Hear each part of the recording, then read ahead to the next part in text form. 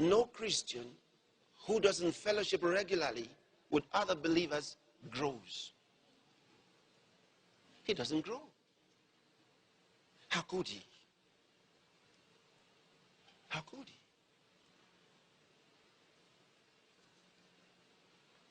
Now, sometimes there are people who get offended in the church.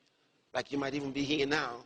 You're happy to be here, but then when it comes to going back to church, you don't want to go to church. Say, I don't mind to go to the meeting to listen to Pastor Chris, but I'm not going to church.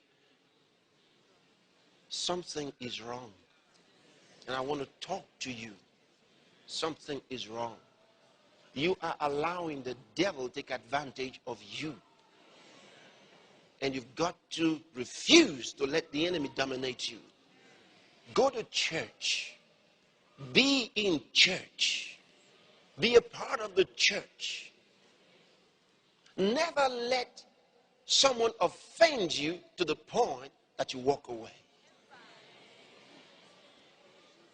You know, some people did the same thing at home. They said dad spoke to them roughly and they went away, never came back. Mom spoke to them roughly, they went away, never came back. And they have used the same attitude to come into the house of God. Nobody talks to them. Nobody. They do what they want. They're not used to being told what to do. When you come to Christ, you learn to be told what to do. Because, you see, you don't get salvation until you make Jesus the Lord of your life.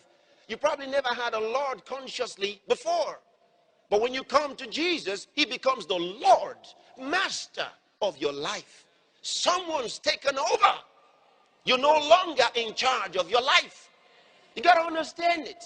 You're no longer in charge of your life. Somebody has taken over. His name is Jesus. And this Jesus has a structure in his church. He says, I will build my church and the gates of hell shall not prevail against it. And he set some in the church. First, apostles. Secondly, prophets. Thirdly, teachers. After that, miracles, gifts of healings, and so on and so forth. So he set the order in the church. See? So we follow the order. Because he's the Lord.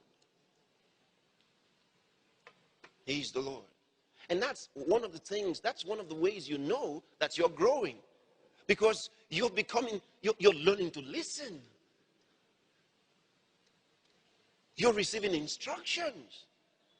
You're given spiritual guidance. These are things you wouldn't have cared about before. Yeah, because you were carnal.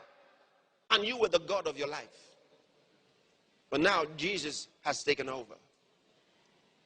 And you don't just get up and say, I'm offended. Or I don't like the way they talk to me.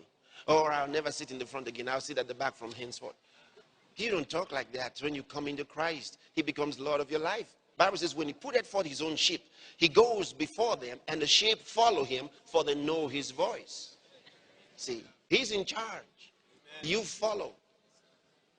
He disciples you. Amen. See that? That's important.